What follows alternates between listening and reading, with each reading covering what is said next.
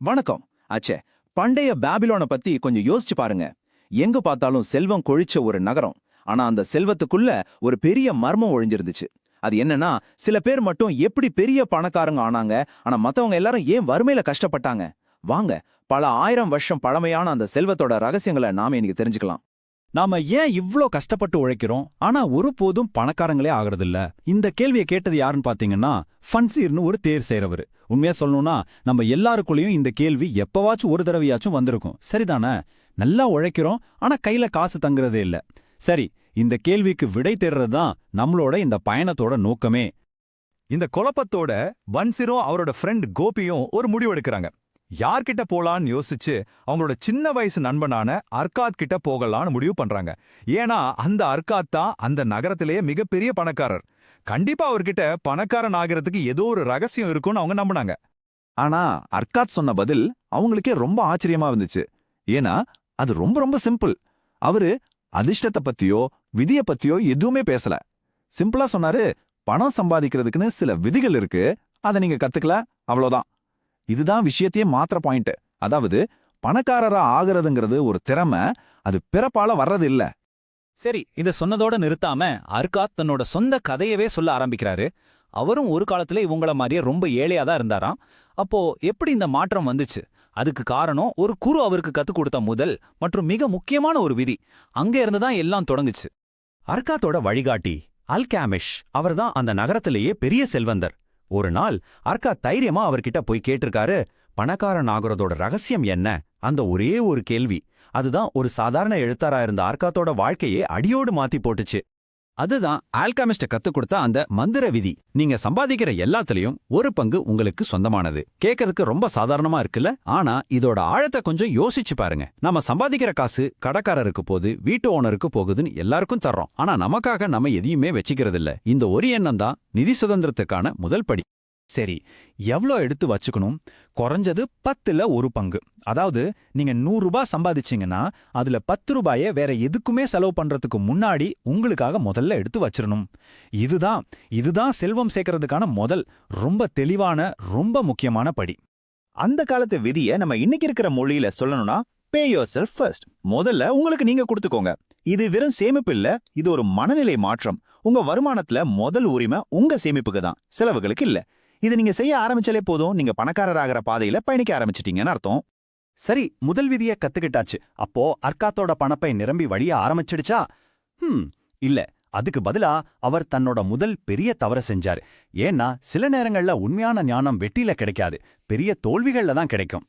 அர்காத் ரொம்ப கஷ்டப்பட்டு சேமிச்ச பணத்தோட ஒரு செங்கல் செய்யறவர் ஆசைப்பாட்டுறாரு. தூர தேசத்துல அரிய வகை நகைகள் எல்லாம் ரொம்ப மலிவா கிடைக்குது, அதை வாங்கிட்டு இங்க பெரிய லாபத்துக்கு விற்கலான்னு ஒரு ஐடியா சொல்றாரு. அனுபவம் இல்லாத அர்காத்தும் இதை நம்பி தன்னோட சேமிப்பு முழுவதையும் அவர்கிட்ட கொடுத்துடுறாரு. இங்கதான் விஷயமே இருக்கு. பாருங்க, ஆலோசனை சொன்னவரோட திறமை எதுல? செங்கல் கட்டுறதுல. ஆனா அவர் செய்ய சொன்ன முதலீடு எதுல? அரிய வகை நகைகள்ல. இது ரெண்டுக்கும் கொஞ்சம் கூட சம்பந்தமே இல்ல. இதுதான் அர்காத் செஞ்ச அடிப்படை தவறு. தப்பான நிபுணர்கிட்ட போய் ஆலோசனை கேட்டது. அல்கெமிஸ்ட் சொன்ன இந்த அழிவுரை காலத்தால அழியாதது. நகைகளை பத்தின ஆலோசனை நகை செய்யறவங்க கிட்ட இருந்து தான் வரணும், செங்கல் செய்யறவங்க கிட்ட இருந்து வரக்கூடாது. சிம்பிள். உங்க பணத்தை முதலீடு பண்றதுக்கு முன்னாடி அந்த துறையில உண்மையான நிபுணத்துவம் யாருக்கு இருக்கோ அவங்க கிட்ட மட்டும்தான் ஆலோசனை கேட்கணும். இதுதான் உங்க சேமிப்பை பாதுகாக்கிற மிக முக்கியமான ஒரு கவசம். இந்த மாதிரி வெற்றி தோல்விகள்ல இருந்து கத்துக்கிட்ட பாடங்களை வச்சு அர்காத் ஒரு முழுமையான நிதி அமைப்பையே உருவாக்குறாரு. அதுதான் பாபிலோன் மக்களுக்கு அவர் கத்துக் கொடுத்த மெலிந்த பணப்பைக்கான 7 தீர்வுகள். இதோ அந்த 7 தீர்வுகள். இதுதான் பாபிலோன் ஞானத்தோட மைய புள்ளியே. 1. உங்க பணப்பைய நிரப்ப ஆரம்பிங்க. இதே நம்ம ஏற்கனவே பார்த்த அந்த 10% சேமிப்பு விதிதான். 2. உங்க செலவுகளை கட்டுப்படுத்துங்க. தேவையில்லாத ஆசைகளுக்கும் அத்தியாவசிய தேவைகளுக்கும் உள்ள வித்தியாசத்தை புரிஞ்சு நடந்துக்குங்க. 3. உங்க தங்கத்தை பெருகச் செய்யுங்க. அதாவது உங்க சேமிப்பை சும்மா வைக்காம அதை புத்திசாலித்தனமா முதலீடு செஞ்சு பணத்தை உங்களுக்காக வேலை செய்ய விடுங்க. 4. உங்க புதையல்களை நஷ்டத்திலிருந்து பாதுகாத்துக்கோங்க. 5. நீங்க குடியிருக்கிற வீட்டையே ஒரு லாபகரமான முதலீடா மாத்துங்க. 6. உங்க எதிர்கால வருமானத்தை உறுதி செஞ்சுக்கோங்க. கடைசியா 7. சம்பாதிக்கிற உங்க திறமைய அதிகப்படுத்திக்கிட்டே இருங்க. உங்க திறமைகளை வளர்த்துக்கிறது மூலமா நீங்க இன்னும் அதிகமா வருமானம் ஈட்ட முடியும். இந்த 7 விஷயங்களும் சேர்ந்ததுதான் ஒரு முழுமையான நிதி திட்டம். இதுதான் அர்க்காத்தோட தத்துவத்தோட சாராம்சமே. செல்வம்ங்கிறது அதிர்ஷ்டத்துல, அதாவது லாட்டரி சீட் மாதிரி திடீர்னு வர்றதில்ல. அது ஒழுக்கம் மற்றும் சரியான புரிதலோட வருது.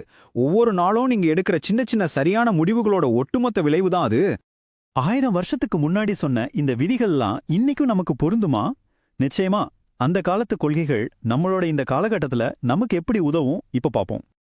இந்த கதையோட நீதி என்னன்னு பார்த்தா 3 விஷயம்தான். உண்மையான செல்வம்ங்கிறது தொடர்ந்து சேமிக்கிறதுல இருந்து வருது. உண்மையான செல்வம்ங்கிறது புத்திசாலித்தனமா முதலீடு பண்றதுல இருந்து வருது. அப்புறம் உண்மையான செல்வம்ங்கிறது பண விஷயத்துல ஒருக்கமா இருக்க கத்துக்கிறதுல இருந்து வருது. இந்த 3 தான் உண்மையான நிலையான செல்வத்தோட அசைக்க முடியாத அஸ்திவாரம். அர்க்காத்தோட இந்த கடைசி அறிவுரை ரொம்ப ஆழமானது. தங்கத்தோட விதிகளை புரிஞ்சுக்கிட்டவங்களுக்கு தங்கம் ஒரு விசுவாசமான வேலைக்காரன் மாதிரி. ஆனா அத புரியாதவங்களுக்கு அது ஒரு கொடூரமான எஜமானன். பணம் ஒரு சக்தி வாய்ந்த கருவி. அதை எப்படி பயன்படுத்தணும்னு உங்களுக்கு தெரிஞ்சா அது உங்க கனவுகளை நிறைவேற்றும். இல்லனா நீங்க பணத்துக்கு அடிமையாகி அது உங்களை ஆட்டி படைக்கும். சரி, பாபிலோனோட இந்த ஞானம் இப்போ உங்களுக்கும் தெரிஞ்சிருச்சு. ஆனா வெறும் அறிவால எந்த பயனும் இல்ல, அதை நாம செயல்படுத்தணும். இப்போ உங்களுக்கான கேள்வி இதுதான்: இந்த விதிகள்ல எந்த ஒரு விதிய நீங்க இன்னிக்கே உங்க வாழ்க்கையில செயல்படுத்த போறீங்க? முதல் படியை எடுத்து வைங்க.